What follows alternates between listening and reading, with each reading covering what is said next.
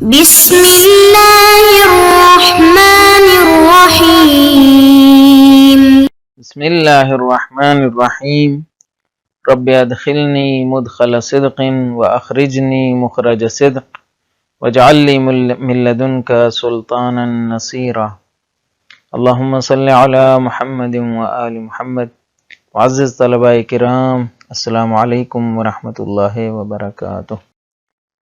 آج کا سبق اس بحث کا آخری سبق ہے جو تصنیف اللغت کے عنوان سے شہید نے بیان کی ہے، جس میں معانی کے اعتبار سے لغت کی تقسیم بندی ہوئی ہے۔ اور آج کے سبق میں ہم جملے کی ہیئت کا مفہومی تجزیہ پیش کریں گے اور بتائیں گے کہ جملے کی ہیئت کی دلالت کس چیز پر ہوتی ہے، اور ساتھ میں خلاصہ بحث بھی پیش کریں گے۔ تو سب سے پہلے چلتے ہیں قراءت متن کی جانب۔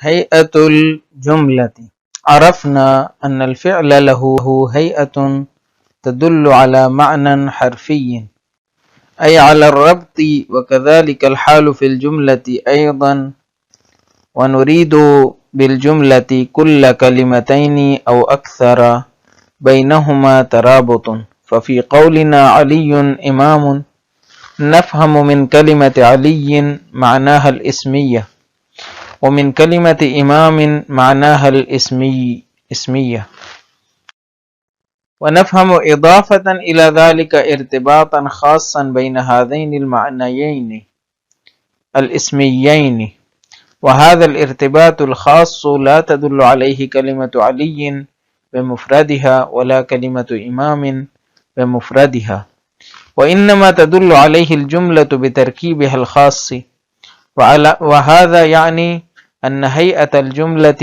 تدل على نوع من الربط أي على معنى حرفي. نستخلص مما تقدم أن اللغة يمكن تصنيفها من وجهة نظر تحليلية إلى فئتين، إحداهما فئة المعاني الاسمية، وتدخل في هذه الفئة الأسماء ومواد الأفعال، والأخرى فئة المعاني الحرفية أي الروابط، وتدخل فيها الحروف وهيئات الأفعال وهيئات الجمل۔ یہ تو آج کی عبارت تھی جو ہم نے پڑھ لی۔ آئیے چلتے ہیں ماخوذ نکات کی جانب۔ گزشتہ سبق میں ہم نے بتایا تھا کہ فعل کی ہیئت کا جو مفہوم ہے اور معنی ہے وہ ربطی معنی ہے، اور ہم نے وضاحت کی تھی کہ ہیئت سے مراد ماضی، مضارع، امر، مجہول، معلوم، غائب، حاضر وغیرہ جیسے حالات ہیں جو فعل پر طاری ہوتے ہیں۔ اور اسی طرح ہم نے بتایا تھا کہ فعل اور فاعل کے درمیان جو ربط ہے یہ کہاں سے آتا ہے؟ یہ فعل کی ہیئت سے ربط آتا ہے فعل اور فاعل کے درمیان۔ اسی طرح فعل اور زمان فعل کے درمیان بھی جو ربط آتا ہے یہ بھی ہیئت سے ہی آتا ہے۔ مثلا آپ اب اگر آئیں تو دیکھیں کہ اگر ضربہ ہے تو فعل اور فاعل کے درمیان جو ربط ہے وہ وقوعی ربط ہے، اگر اضرب ہے تو وہ انشائی ربط ہے، اگر وہ معلوم ہے جیسے یضرب ہے تو اس کا جو تعلق ہے وہ کیا ہے؟ معلومی ہے۔ اگر جو ہے وہ یضربو ہے تو یہ تعلق جو ہے وہ مجہولی ہو جاتا ہے۔ تو فعل اور فاعل کے درمیان جو ربط ہے یہ بڑا ہی اس کا ہیئت سے تعلق ہے اور گہرا تعلق ہے۔ اسی طرح فعل اور زمان فعل کے درمیان جو ربط ہے یہ بھی ہیئت سے مربوط ہے۔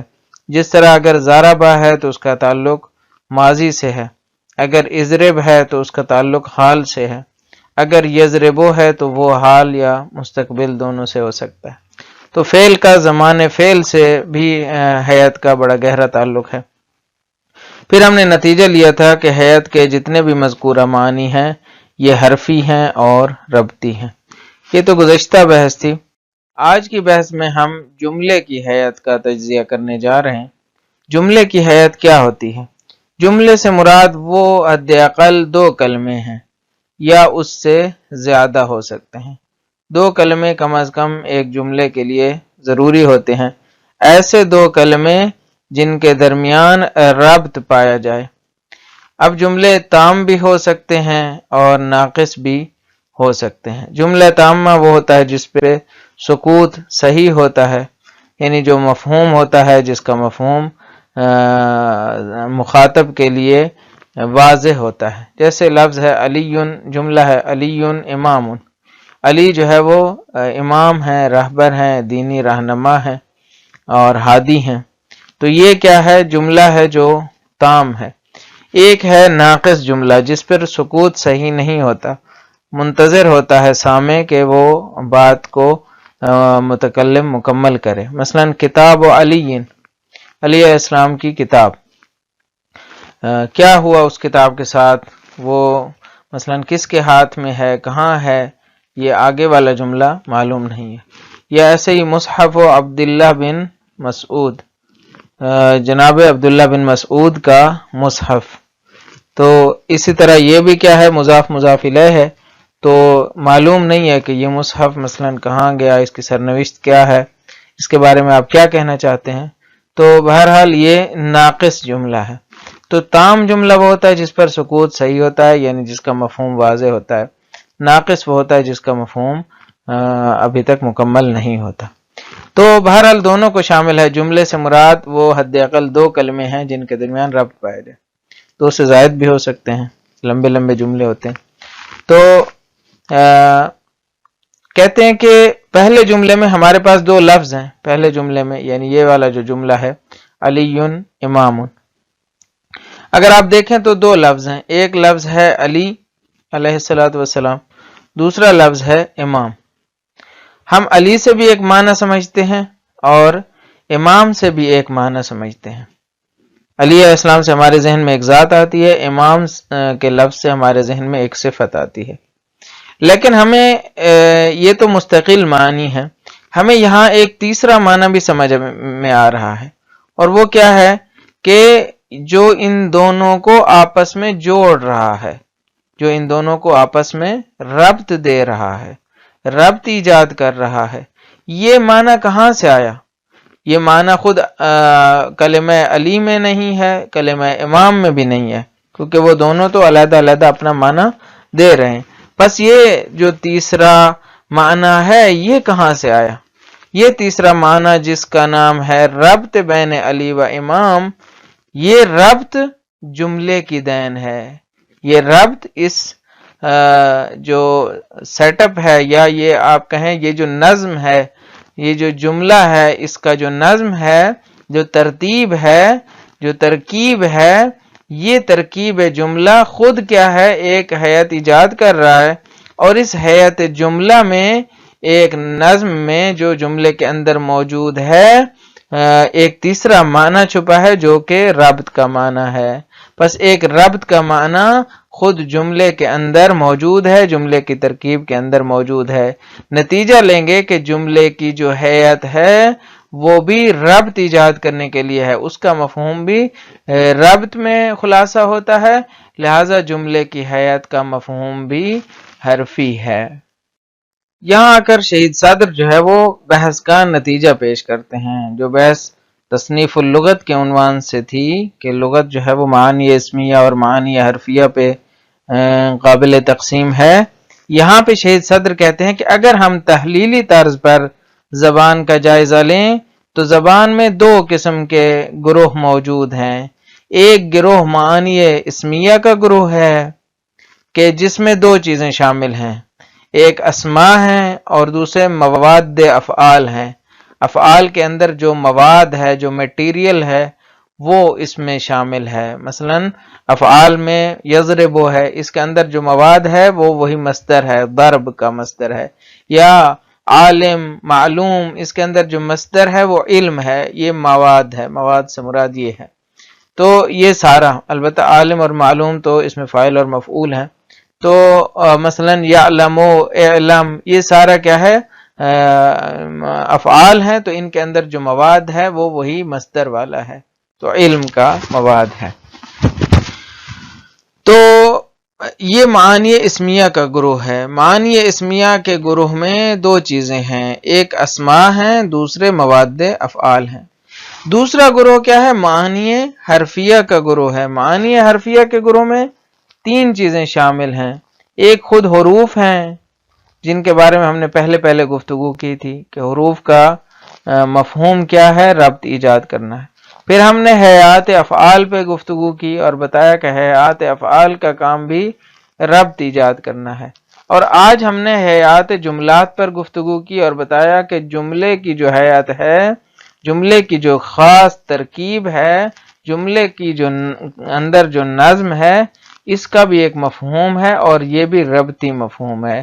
تو یہ تینوں چیزیں معانی حرفیہ کے گروہ میں شامل ہیں۔ بس زبان معانی کے اعتبار سے جسے شہید تحلیلی طرز کہہ رہے ہیں، تحلیلی سطح کہہ رہے ہیں کہ اگر تحلیلی انداز میں آپ زبان کا تجزیہ کریں تو زبان کے اندر 2 قسم کے معانی پائے جاتے ہیں، ایک معنی اسمیہ ہے اور دوسرے معنی حرفیہ ہیں۔ یہ تھی مکمل بحث جو تصنیف لغت کے حوالے سے تھی۔ اب آتے ہیں وضاحت متن کی جانب۔ فرماتے ہیں ہیئت الجملۃ، جملہ کی ہیئت۔ عرفنا ان الفعل له ہیئت، ہم نے جان لیا کہ فعل کی ایک ہیئت ہوتی ہے، ماضی، مضارع، امر، نہی، معلوم، مجہول، یہ ساری فعل کی حیات ہیں۔ تدل علی معنی حرفی، کہ جو حرفی معنی پر دلالت کرتی ہے۔ اور حرفی معنی سے مراد کیا ہے؟ اے علی الربط، یعنی ربط پر دلالت کرتی ہے، نسبت پر دلالت کرتی ہے، اسمی معانی کو آپس میں جوڑتی ہے۔ وَكَذَلِكَ الْحَالُ فِي الْجُمْلَةِ أَيْضًا، جملے کا حال بھی یہی ہے، یعنی جملے میں بھی یہی دلالت موجود ہے۔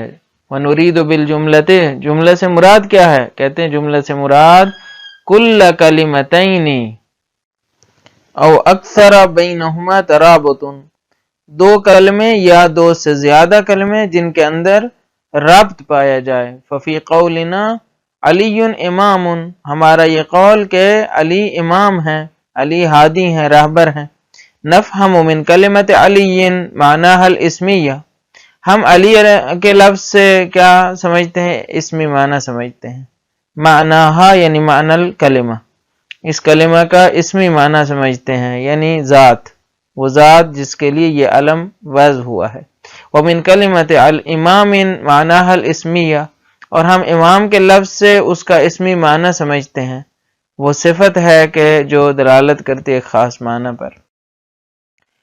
وَنَفْهَمُ إِضَافَةً إِلَى ذَلِكَ، لیکن ہم صرف یہی 2 نہیں سمجھتے، علی امام جب ملا کے پڑھا جاتا ہے تو ہم ان 2 کے علاوہ اضافةً إلى ذلك، یعنی اس کے علاوہ ہم سمجھتے ہیں، کیا سمجھتے ہیں؟ ارتباطا خاصا بین هذین المعنیین الاسمیین، ہم خاص رابطہ بھی کشف کرتے ہیں جو ان 2 معنی کے درمیان ہے، یعنی جو علی اور امام کے لفظ کے درمیان جو رابطہ ہے ہم اس کو بھی سمجھتے ہیں۔ یہ جو رابطہ ہے نا، وَهَذَا الْإِرْتِبَاطُ الْخَاص، جو علی اور امام کے معنی میں ہے، لا تدل علیہ کلمۃ علی، نہ تو اس پر علی کا لفظ دلالت کرتا ہے بمفردہا، خود تنہا، ولا کلمۃ امام بمفردہا، نہ تو اس میں امام کے لفظ میں دلالت ہے بمفردہا، یعنی تنہا اگر بولا جائے تو یہ دلالت کہاں سے آئی؟ کہتے ہیں وَإِنَّمَا تَدُلُّ عَلَيْهِ الْجُمْلَةُ بِتَرْكِيبِهَا الْخَاص، اس جو ارتباط ہے اس پر دلالت کرتا ہے جملہ۔ جملہ کیسے دلالت کرتا ہے؟ کہتے ہیں بِتَرْكِيبِهَا الْخَاص، اسی ترکیب کے ساتھ جو علی اور امام کے درمیان ہے، یعنی جسے ہم نحوی اصطلاح میں مثلا کہتے ہیں علی مبتدا ہے، امام خبر ہے، تو یہ جو ترکیب ہے جملے کی، اس ترکیب کے ذریعے ہمیں وہ ربط سمجھ میں آیا۔ وَهَذَا یعنی، اور یہ اس کا مطلب کیا ہوا؟ وَهَذَا یعنی اس کا مطلب یہ ہوا کہ ان ہیئت الجملۃ تدل علی نوع من الربط، اس کا مطلب یہ ہوا کہ جملہ کی ہیئت بھی دلالت کرتی ہے ایک قسم کے ربط پر، علی نوع من الربط یعنی ایک قسم کے ربط پر، ای علی معنی حرفی یعنی ایک حرفی معنی کے اوپر۔ نستخلص، یہاں سے خلاصہ نکال رہے ہیں اپنی بحث کا۔ خلاصہ کلام یہ ہے، مما تقدم، جو گزر چکا، اس کا خلاصہ یہ ہے کہ ان اللغۃ یمکن تصنیفها من وجہۃ نظر تحلیلیۃ الی فئتین، پوری کے پوری زبان کو، زبان کے اندر چھپے ہوئے مفاہیم کو تصنیف کرنا، صنف بندی کرنا، قسم بندی کرنا، تقسیم کرنا ممکن ہے تحلیلی وجہ نظر سے، من وجہت نظر تحلیلیہ، تجزیاتی نقطہ نظر سے تقسیم کرنا ممکن ہے کس کی جانب؟ الی فئتین، دو گروپوں کی جانب، فئہ یعنی گروپ، دو گروہوں کی جانب تقسیم کیا جا سکتا ہے۔ احداہما فئۃ المعانی الاسمیہ، پہلا ہے معنی اسمیہ کا گروہ، وتدخل فی هذه الفئۃ الاسماء ومواد الافعال، اس گروپ میں دو چیزیں شامل ہیں، ایک تو خود اسماء ہیں، دوسرے افعال کے مواد، افعال کے اندر جو مواد ہوتا ہے، جو مادہ ہوتا ہے وہ شامل ہے۔